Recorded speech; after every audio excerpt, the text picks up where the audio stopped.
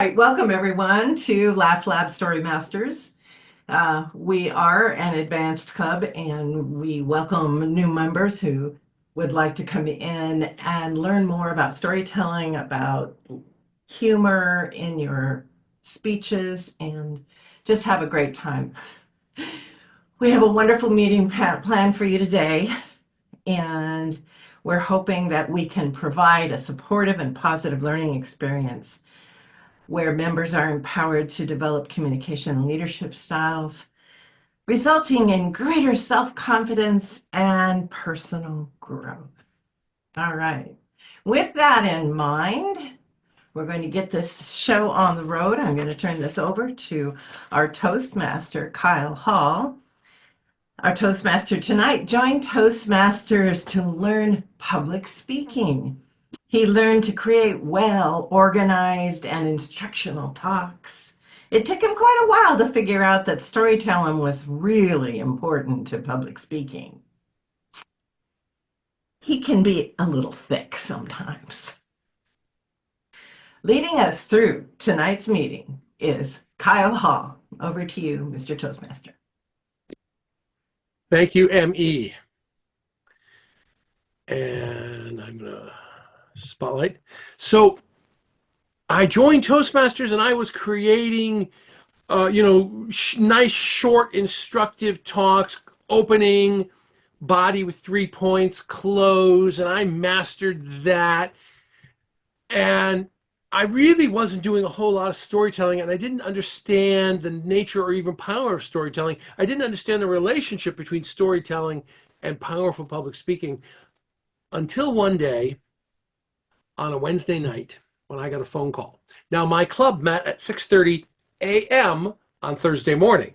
This was Wednesday night, 8 o'clock, and I get a phone call from Bob who says, "Hey, Kyle, I'm the Toastmaster tomorrow, and you're speaker number one. I need your title." And I was like, I'm speaker one? I had completely forgotten. Completely. I'd been on the agenda for a couple of weeks. Completely forgotten. I went, I'll call you back. I hung up. Now, I walked around for the house, paced vigorously for a few minutes, trying to come up with some valid excuse to call back and say, I'm sorry, I can't make it. Oh, work came up, but work at 5:30 in the morning, not likely. Why? I couldn't come up with a really good reason, but I was reaching for the phone to call him to tell him I couldn't make it when I noticed something. My sense of self, my sense of confidence, blame it on the fact that I'd been meditating and journaling or whatever. I had enough self-awareness that when I was reaching for the phone to call him up and tell him that little white lie, I felt my sense of self shrink just a little bit. And I stopped. And I pulled my hand back. No, I wouldn't do it. I wouldn't do it. I got into Toastmasters. I learned. I grew my confidence. I grew my sense of self. I grew my belief in my ability to do things. I wasn't going to shrink it just because I forgot that I was supposed to speak tomorrow. So I called Bob up and I said, I'm going to do a 5 to 7 minute speech. And the name of it is going to be The Phone Call. And the next morning I went in and I told them the story I just told you. All I did was tell the story about what happened the night before and how I almost gave in and shrank myself. But instead I decided not to give in, and I stood up and I told the story. And when I was done, I got a huge round of applause. I had people coming up afterwards telling me it was the best speech they'd heard me give. But more importantly, when I was walking off, I felt like I'd grown just a little bit. And that's my speech, which I call The Phone Call. And it's one of the biggest learnings I had about the power of storytelling. All you have to do is relate what happened to you, and you can change people's minds. maybe change their lives. So we're going to talk about storytelling tonight. To lead us through, our presenter tonight is a 33-year Toastmaster. He's an avid speech competitor, he's a storyteller, and a poet. Tonight, he'll walk us through why stories are important, which stories we should tell, the modes, the elements, the rules of thumb of storytelling. He's going to talk about story arc and character arc, and discovering the message of our story. Along the way will be plenty of audience interaction, hands-on exercising, culminating in creating a story in a collaborative group setting. The presentation entitled Creating Compelling, Memorable Messages Through Storytelling. Please help me welcome distinguished Toastmaster Lee Amatangelo. Lee.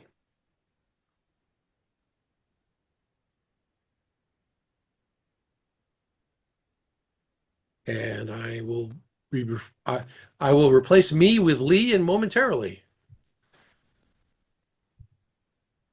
You guys able to see the share? We can see you. Okay, and the shared screen? Yep. Okay.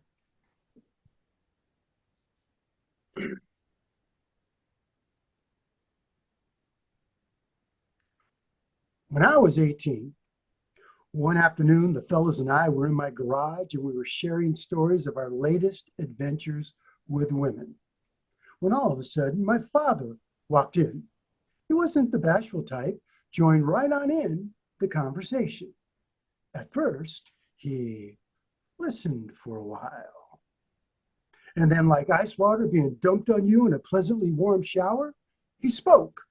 Boys, real men, love for a lifetime, not just a moment. Ruined the entire conversation. But my daddy sure did love my mama. Wherever they were, some social event, walking in the park, or just sitting on the couch watching television, somehow their hands always found each other. And one night, my mama was on the couch watching television. My father came up and wrapped his strong arms around her and rested his chin on her shoulder and gave her a peck on the cheek. Ooh, as a teenager, I couldn't believe how old people carried on like that. But my daddy's love for my mama was more than just romance. When she eventually had to fight that cancer that eventually took her life, every day, like a good shepherd, he bathed and fed, sang and read all her favorites to her. And on that moment, when her twilight turned to starlight, he gently wrapped those strong arms around her and whispered words of love and faith to calm her fears. This last Father's Day, my family didn't get to share it with my father, and I miss him. But the lessons he taught me throughout life will last a lifetime.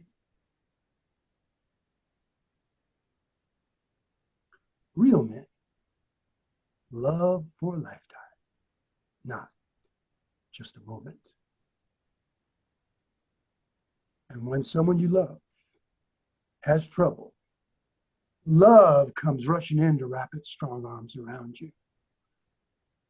And my father exhibited pragma, that the ancient Greeks called, which was for long-lasting love. Those vows of marriage meant something to him in sickness and in health. And he was there every moment with my mama until she turned into starlight. And the lessons he taught me are gifts to my wife and children. The greatest lessons you could ever teach your children are lessons of love. And in return, they will leave a legacy of love that will last a lifetime. Now, some of you may have recognized parts of that speech. Does anybody want to venture a guess who delivered that speech? It's the 2004 World Champion of Public Speaking. I just did an excerpt from his speech, and that's Randy Harvey. And I'm going to come back to why I did him. One other reason was I'm competing right now, so I don't want to do different stories that I'm doing. So I chose to do some of his, and we will go back to what he does in his storytelling. But the question to all of you right now is, why do we tell stories? Why are stories important? Anybody want to go ahead, come off mute? Tell me why you would tell the story. Oh, it's a very quick way to get people right more into the sharing and connecting that you want to do. Very good, very good. What else? What are some other reasons why we tell stories? Or Find something in common. Go ahead.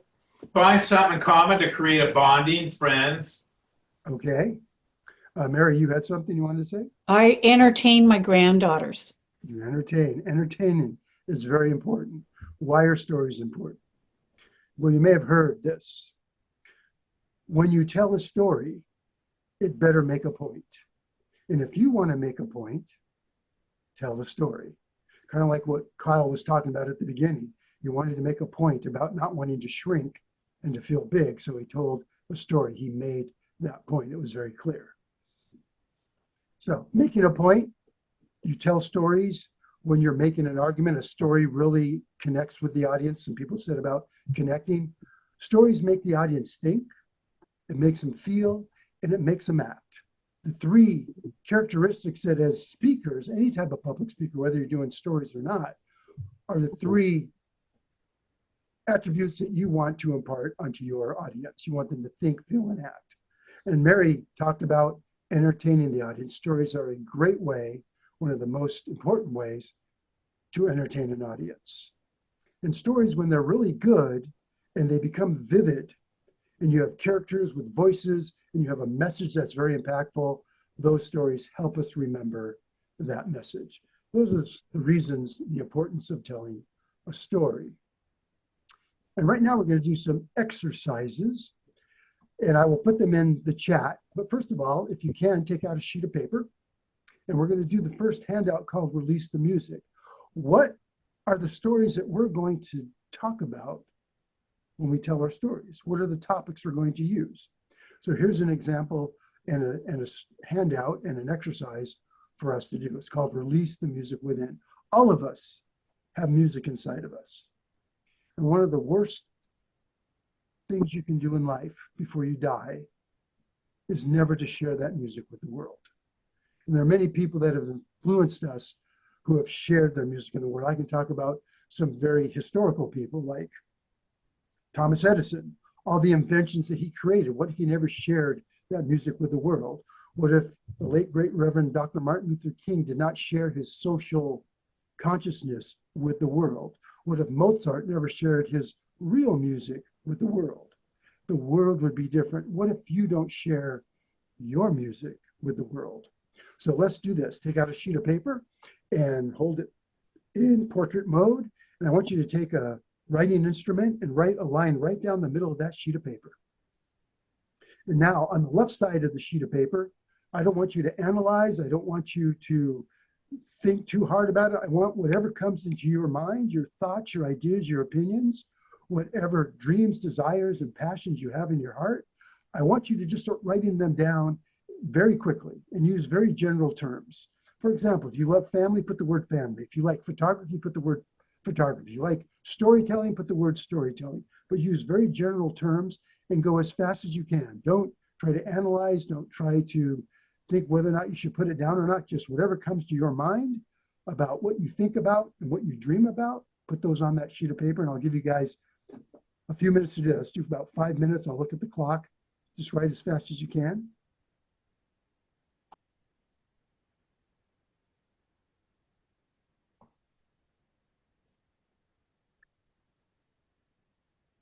If you like your career, put the word career. If you're of a religious nature, put I love whatever religion you belong to, what other organizations you belong to. Maybe you're part of Rotary, maybe you're part of Toastmasters, maybe you're part of other charities that you are involved in. Go ahead, write those down. Those are values that are important to you.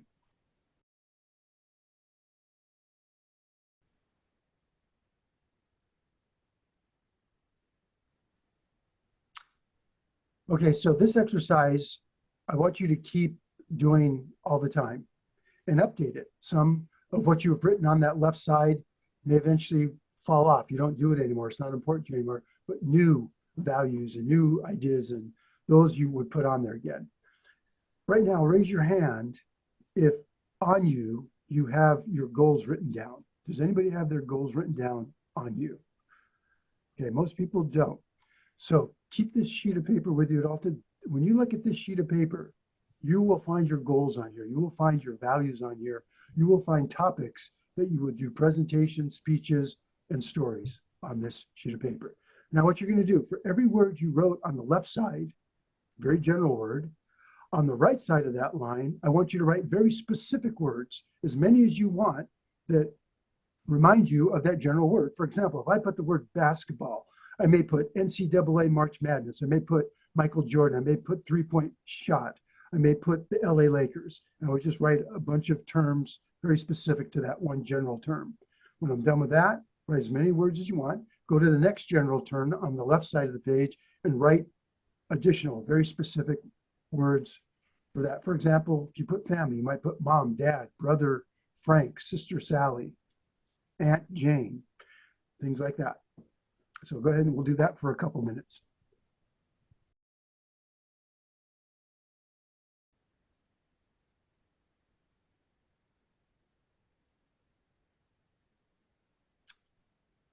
Okay, let's go ahead and stop there. Again, go ahead and continue on with this exercise later tonight, next day, whatever you want to do.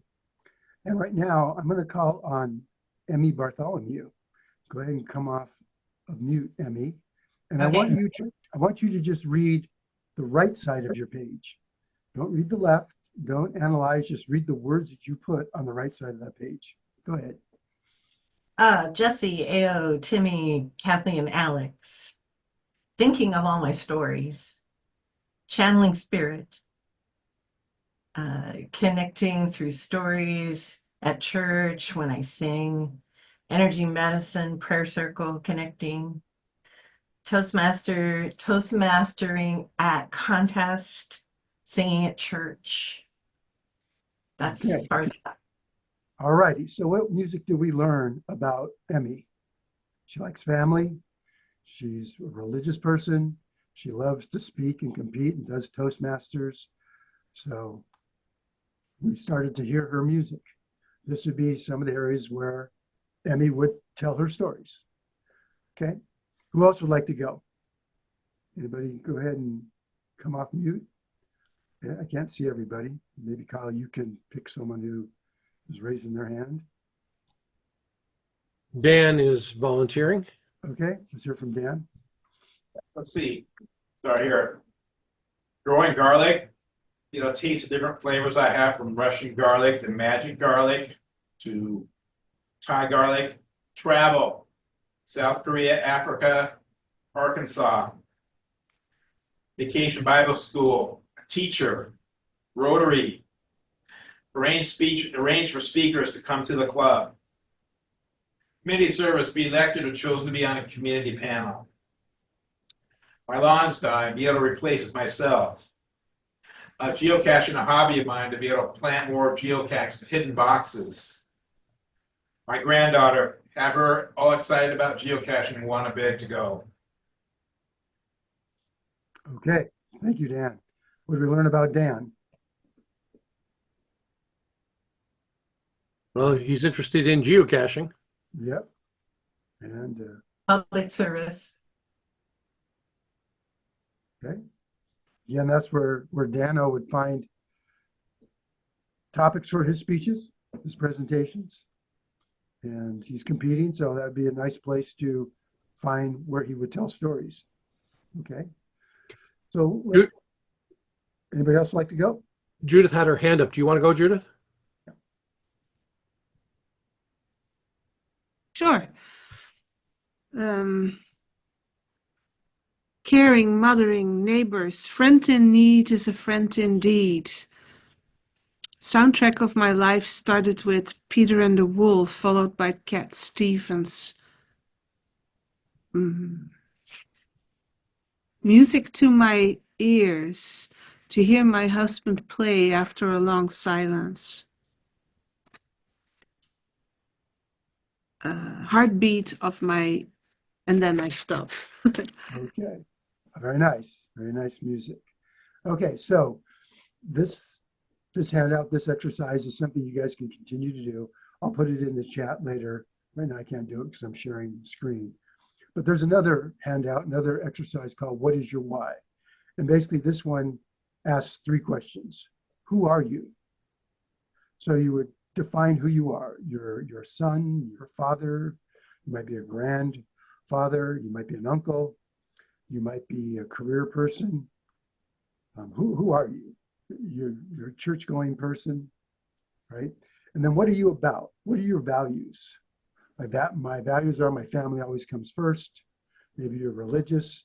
Maybe your career is very important to you. So that's what you might be about. So you would write a lot of ideas about those 2 questions. And the third one is, for each of those 2 questions, where did you learn to be who you are and what you are about? So that's another exercise you can do.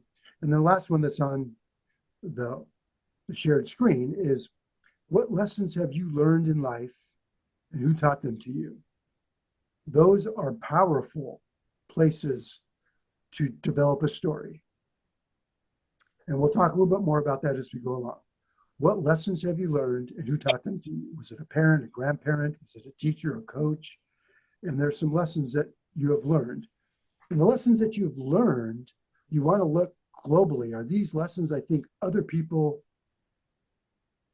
have gone through the same hardship, and maybe they're looking to how to learn from that hardship. So whatever lesson you learn, by sharing that, people will connect with you and want to hear how you did it. So those are some ways you can find topics for your presentations, your speeches, and your stories. So let's go back over here. Okay, what are the different modes of storytelling? So the first one I have is conversational. And this one, think about Saturday morning, your neighbor knocks on your door, comes in, you guys have coffee with each other, and you share what happened over the course of the last week. And when you sit at that coffee table, you kind of just talk very conversational. It might be give and take, questions, answers, just talking very conversational. So that's one way to do a storytelling, is conversational. The second one, which we find out a lot, that we see a lot in Toastmasters, when people start doing their first speeches, a lot of them are narrated. They say, here's what happened, here's what I did, here's what I said, here's what somebody else did, here's what they said in return. And it's very narrative. It's a narrative that you're sharing with the audience. The third way is to tell your stories through characters. And this is one of the strongest ways to do it. Think about the shows that you watch on television. Let's take, for example, the Seinfeld show that was very big. When you start watching one of those episodes, there's nobody in the corner of the television set telling you the story. You're learning the story by the dialogue between those characters in that show. Jerry, Elaine, Kramer, Newman, and George. And they're having conversation, and the story is unfolding through their conversation. So the characters are telling the story. This is a great way for you to stand before an audience and tell a story, is to tell it through the characters. And we'll talk a little bit more about this later. And that's a very strong way to tell a story. An even stronger way is using characters to tell a story, and then get the audience into the scene of the story with what the 1999 world champion of public speaking, Craig Valentine, called tap and transport. So you tap somebody, they turn around, and you talk with them. So when you're talking with an audience, you tap them and you transport them into your story. Here's an example. When I was in elementary school, this one bully would come up to me every day just before lunch and grab me by the collar and say, give me your lunch money. And I say, well, that's all I have. I don't care, give me your lunch money. And I'd have to give him my lunch money or be pounded by him. Have you ever been bullied in your life? Has your child ever been bullied? So when I tell that story, there's the pause after, Have you ever been bullied? To let people go back in their life and see if they've ever been bullied. But then I ask a very important question. Has your child ever been bullied? A lot of parents go, I don't know. I better ask my child. And that cuts deep. That brings those people right into your story when you tap and transport them on what you just unveiled in your story with the characters. So you have a message, and now you bring your audience right in with this tap and transport. So the best way to do modes of story is the reverse way. Number 4 is the best possible way to tell the story.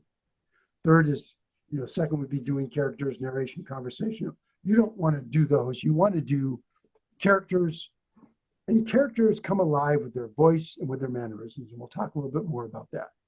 So increasing levels of how to tell stories is going down this list here. Number 4, the most powerful. So what elements comprise a story? When you think of a story, what are some of the elements that you think of story? Go ahead, come off mute. Let's make this really interactive. What do you find in a story? Let me give a hint. There might be a plot. What else do you have? Conflict. Conflict. Okay, very good. Conflict. What else? Place and a time. Place and a time. I've talked about a few already. What about characters? Protagonist, antagonist. Yes, the character. Exactly. Thank you, Judith. The protagonist. And who is the protagonist? That's You. the prime. Yeah, exactly. The prime character in the story, and you should be telling your stories. Those are the stories that the audience wants to hear. Okay. The villain is the one that you may have the conflict in, like what Emmy just mentioned. So those are some. Let's move on here. So here's what Charlie Chaplin says to have a good story. You have a pretty girl, you have a park bench, you have a perpetrator, and you have a policeman. So let's turn that around. You have a premise.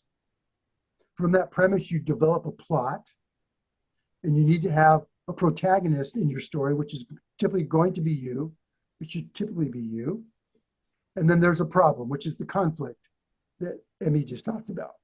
So that's just bringing in Charlie Chaplin here. We'll go a little more deep. So these are the key elements. You have your premise, you have your plot.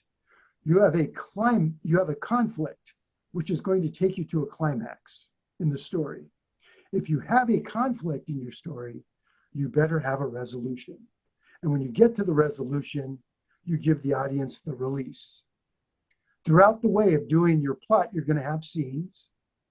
And within those scenes, you're going to have characters, a protagonist, additional characters, voices, mannerisms, and clothing is optional if you want to bring out your character with different types of clothing. No, Kyle, I didn't mean you can do your speech without any clothing. We're going to have clothing, but very specific to your characters. Okay.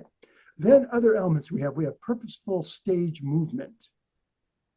If you have a box that you're carrying in your story and you put it down somewhere on the stage, when you go back to get that box, you have to go exactly to that same spot on that stage because the audience remembers where you put the box to go grab it. So we have purposeful stage movement.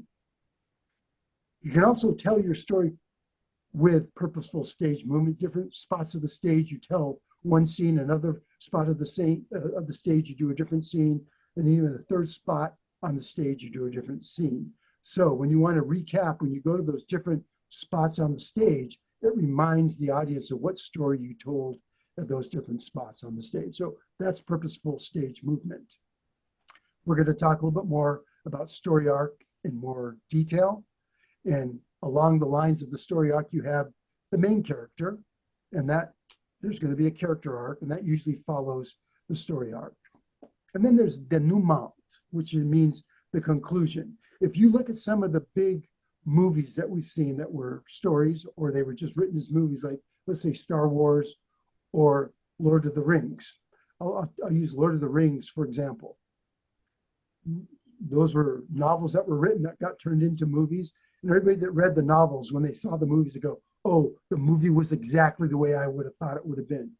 Now, in those movies, you have many characters. And at some point, the characters go off in different directions. And they all have their own little story that they're dealing with. And at the end of the movie, end of the novel, all the characters come together and there's a conclusion to all the stories. And when they went off in their different directions, what they did all of a sudden helps handle the end of the entire story where all the characters come back together. So that's a very cool way to do stories where you have different subplots and they all come together. So denouement is you want to conclude anything that you started in your story. And all your subplots must be concluded as well. We have a conflict, we have a resolution. The main story is the protagonist moving from conflict, which usually happens very early on in the story, and they travel to get to the resolution. And the story is that journey from conflict to resolution. But the resolution is not the message of the story. When all is said and done, a lesson was learned by the protagonist as they went from conflict to resolution. And so the story must have that lesson learned. This is the point of the story. This is the message. Every good story must have a point, and that is the lesson learned. So other optional elements that make the story even better is you have a hero in the story.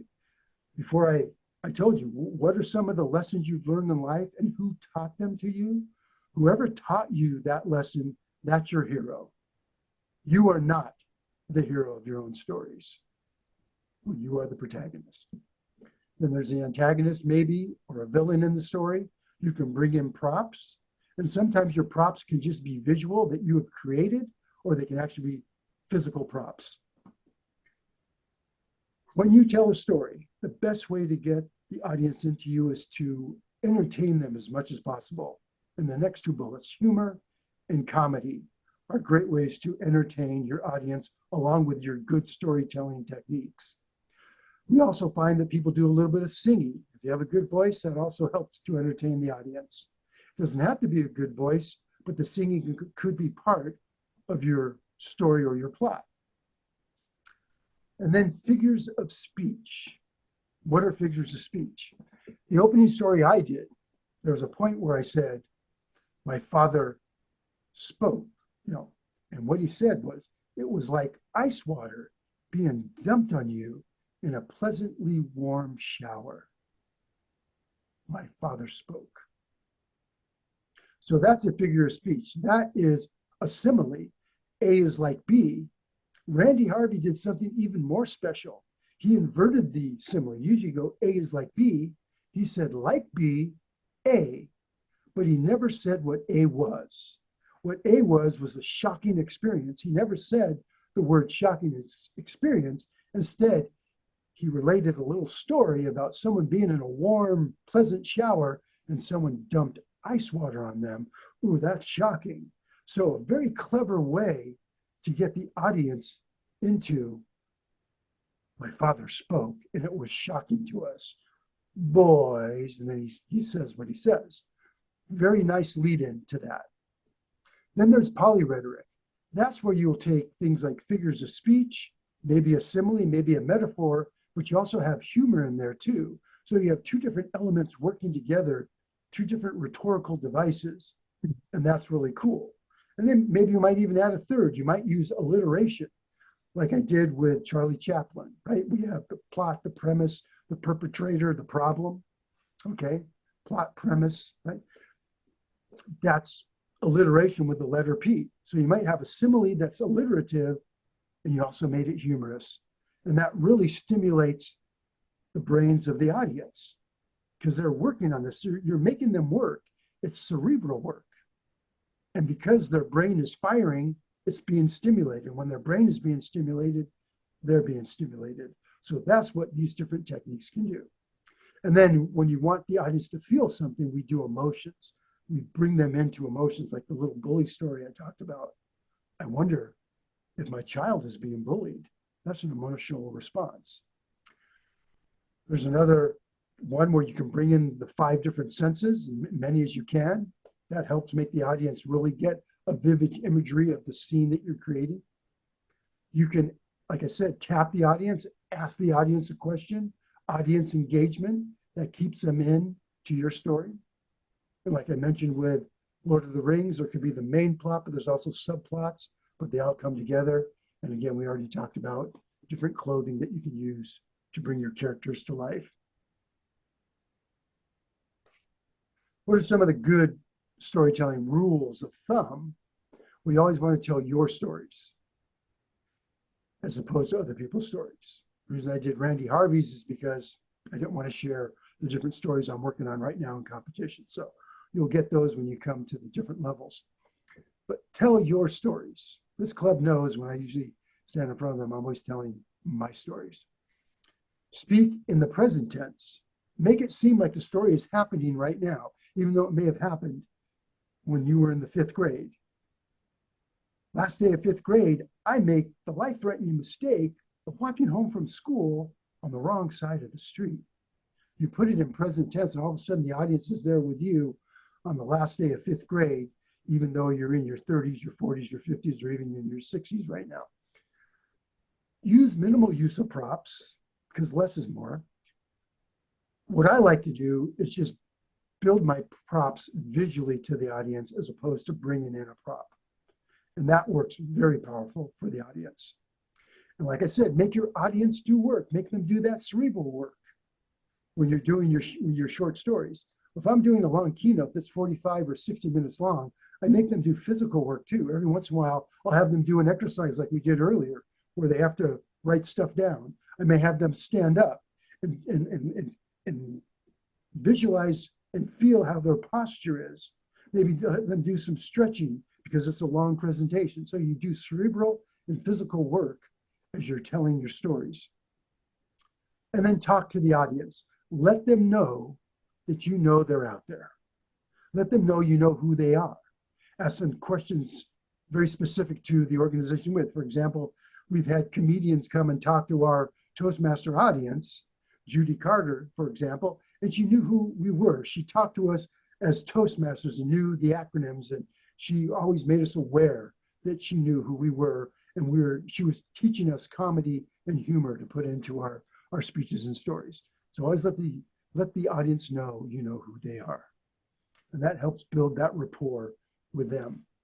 Okay, let's talk about that story arc and the character arc. Okay, the story arc is the narrative of your story, a tool that allows the writer to tell their plot, to be dramatic. It lays out the path of the sequence of the scenes that's going to happen. It creates a progression of the story. At some point, there's going to be a conflict. There's going to be a rising tension. And then there's going to be that resolution where we get the release. So all that is part of that narrative. And it gives the story a shape. And here's an example of a story arc. You have the setup early on. And then you get to the conflict. There's that rising action with the climax. You get the falling action to the resolution. And as I said before, that resolution is not what we're going for in the story. We're going for a lesson that is learned. Okay? And that happens as the protagonist travels from that conflict to the resolution. Okay, the character arc is the character that the arc that the character takes. It usually follows along with the story. It involves an internal change or growth in the protagonist. What's the lesson that you learned and who taught it to you? The person teaching it to you is the hero, and you have a conflict in your life, and they're teaching you how to address that conflict. And there's a change in you when that happens. That's the character arc. And the arc goes along very much with the story itself. There you go. If you want to be a good storyteller, and this is pretty much, I'm talking to the Toastmaster audience here, but anybody who here is not a Toastmaster, if you're going to tell a good story, you must have confidence in yourself to stand before an audience. If you don't feel that confidence being in front of an audience, your voice is going to go dry. You won't be able to do your vocal variety. You won't be able to make the different characters stand out. You may not even want to move around. So you're stilted in your stage movement because you're so nervous because you don't have that confidence. You must get confidence. Speak as much as you can until standing in front of an audience becomes one of your comfort zones. And there's a lot of long-term Toastmasters I know, they can't wait to get in front of that audience, right? Those that love to compete. I know Emmy loves being in front of an audience. Kyle's been on the world stage. He loves to be in front of an audience. I love to be in front of an audience. You must get that confidence to be in front of an audience, period. Then you move on to, when you write your stories, make sure they have a good organization, an opening, a body, and a conclusion, and make sure your story has that conclusion. Okay, so learn how to do great speech organization. Sometimes you're going to just give points that support an argument, point 1, 2, and 3. Sometimes your organization is chronological. The first story that you talk about is when you're in elementary school. The next story is you're in junior high. The next story, you're in college. The next story, you're married and have a family. There's a chronological flow there. That's another organization you can do. When you write your stories, sit down and write them without analyzing, just like we did with the music, release the music within. Just write your stories as much as you can. Then put them digital. I like to do the dactyl of writing with a pen on blank sheets of paper, but eventually I type it in. And the reason you want to type it in, because you may want to move sections of your stories around. And once you've got your organization and your story in the format you want, the third bullet here is so important.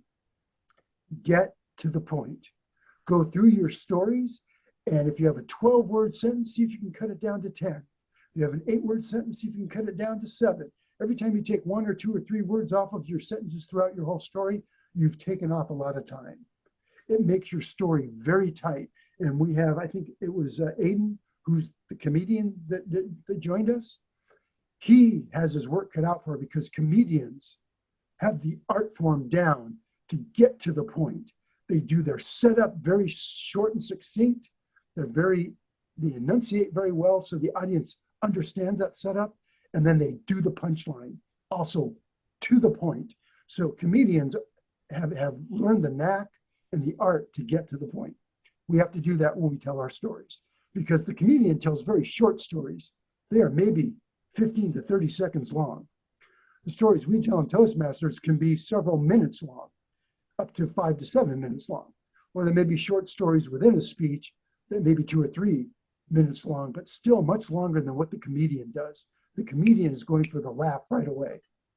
So when you're telling your stories, you don't want to be encumbered by a lectern or notes, and you don't want to be flipping notes. You want to be able to move on the stage. So remove your notes and lectern. These are fundamental building blocks that you learn to become a good storyteller, not just a good speaker. Remove your verbal pauses. There's nothing that detracts a story more than someone that keeps saying, and so, blah, blah, and so, those just destroy the story. So remove those, and we have techniques to do that. Use the effective use of your voice. I have those 7 P's of vocal variety: pitch, power, pace, pause, prominence, percussion, and persona. Okay, those are different ways you make your voice come alive to the audience. And then effective use of your physical presence, how you dress, how you stand, your posture, and your eye contact, your movement on the stage. All of that is very important to help you do great storytelling. Now, I wish we were doing this in person, because I would be all over the stage right now, and I'd be interacting with you guys more in the audience, going into the audience. So then there's those advanced story techniques we already talked about: the humor, the comedy, the singing, and the figures of speech. If you don't know how to sing, get a vocal coach. If you're having trouble with your voice, get a vocal coach. Study comedy. We looked at Judy Carter's books, and we're working on getting comedy buddies. Work on comedy all the time. Work on humor. And I'll tell you a story about someone I think you all know. I think you all are very familiar with Robin Williams. And if you've ever seen him in a talk show and he just goes ad lib all of a sudden and does these crazy stints, and he'll go into the audience and grab a scarf off of a woman, and he'll start doing different characters with that scarf, like a Muslim person or a woman, and he does this really quickly.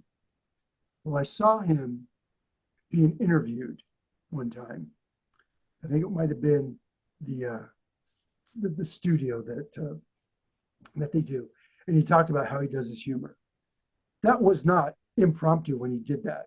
He's been rehearsing this over and over in his head, and he gets this stuff in his head and it becomes second nature. So when he's telling his stories, he can just bring these characters in that he has worked on. We brought Rebecca Murray into our club, and she has a slew of characters that she works on. And she can take those personas, that 7P I said in vocal variety, and she becomes those different characters with her clothing, with her wigs, with her voice, and she's worked at those over and over again. So we have to do this over and over again to be really good when we're on the stage telling our stories, singing, and then look at the over 250 figures of speech, simile, metaphor, irony, sarcasm, right? The list just goes on. And learn those different figures of speech and bring them into your stories. They totally enhance the story. So after you've written them, just like we talked about how to write speeches, same thing with stories, you write them out. You move stuff around to get the organizational flow you want. Then you come in and you get to the point, you trim out words. Then you start looking, where can I put humor? Maybe I'll do a little singing at this point here. Where can I put figures of speech? And I'll usually have figures of speech going all the way through my speeches or my stories. So this is the advanced part that you sit there and you just work your speech, you work your speech, you work your story, you work your story. And it takes time. Okay, let's just go into some Q&A if anybody has any questions. Any point that was unclear? There'll be handouts, so I'll put in the chat during the break on figures of, yeah, go ahead, Kyle. Dan has a question. Okay, Dan. Elaborate more what satire means. I don't really understand that. What satire is. Okay. Jonathan Swift wrote a book called Gulliver's Travels. That book is considered the quintessential satire. He talks about the upper aristocracy of England, and he's talking to the low echelon people saying, you know, we are being controlled by a tyrant. We need to stand up. So he's telling a story, but he's really talking to the people of England. You know, he's got the Lilliputians, he's got the giant people. He's really talking to the citizens of England. That's called satire. He's telling stories, but it really means something else. Okay. So the poet does imagery, very descriptive language. That's a form of figure of speech. It is what it is. It's yourself looking in the mirror. When you look in the mirror, you see an exact image of you. That's what the poet tries to do with very descriptive language, or even the novelist. That's imagery. Simile is when, okay, I need to tell somebody something about the unknown. I will use the known.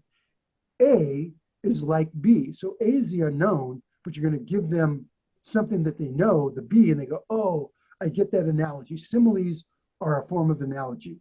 Metaphors, when you emphatically say A is B. So here's an example of simile, and then here's an example of metaphor. When I was 10 years old, I used to ride my bicycle around the neighborhood. It was like a rocket ship. No one could catch me. That's simile. My bicycle was like what? A rocket ship. Metaphor would be, when I was 10 years old, I pedaled my rocket ship around the neighborhood. I was so fast, no one could catch me. My bicycle is a rocket ship because it had pedals. You go, oh, okay, he's 10 years old. He's got pedals. His bicycle is the rocket ship. Okay, so that's metaphor. Symbolism is, I think I did this with this club once before, Robert Frost's poem, The Road Not Taken. It's about a man walking through the forest. It's autumn because it's yellow, and he comes to a fork in the road. That is the imagery of that poem. The metaphor is, it's not just a man walking through the forest, it's any human being walking through life. Man, woman, child. Symbolism is what it is. It's imagery plus metaphor. It's something else. And so that poem takes on a whole nother flavor because of those figures of speech that Robert Frost used. So those, hopefully that explains a little bit more about figures of speech. Satire is one of the kind of the analogies. So good question. Anybody else have any other questions? All right. I think we can go ahead and let's go into taking our break early, and then we'll come back with a little more time to do an exercise. And I think how many do we still have on the call right now? Kyle, is it still about 15? 16 people. 15. Okay, what we'll do is we can either break into 5 groups of 3 or 3 groups of 5. We're gonna do some collaborative working. We're gonna have some breakout rooms. You want to do the 5 groups of 3, Mary, or the 3 groups of 5? Okay, let's do that. That'll make it quicker for us. So before we go into the break, here's what we're going to do. Kyle is going to assign people to rooms randomly. He's going to put 5 people in one room, 5 in another, 5 in the third.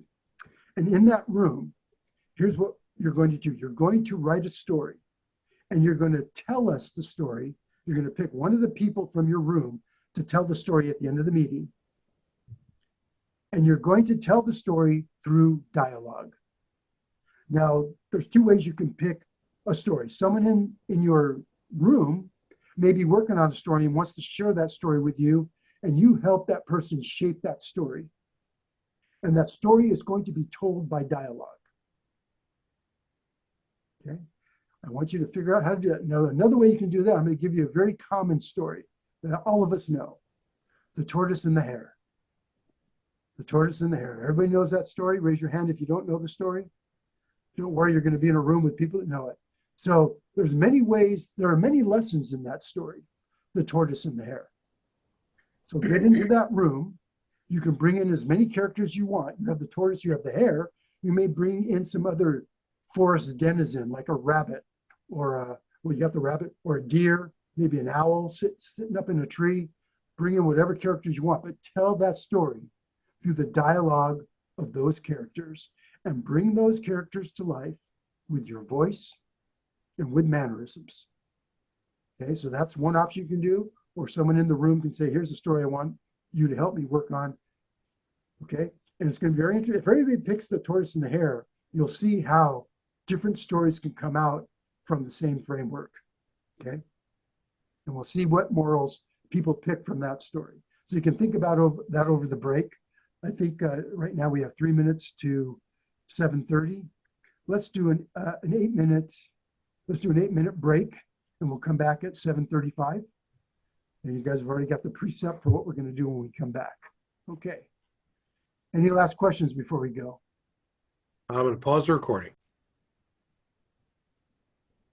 Yes, and Teresa's able to come back.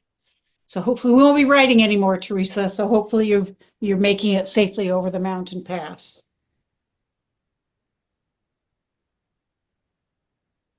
Okay, we're going to call the group back to order. If you are here and you have a camera, please turn it on so that there's only a couple of people who haven't turned their camera on, but we just want to make sure everyone's here. We're going to head into breakout rooms. Lee, you might want to hang out here and send people into breakout rooms if they come in and look confused.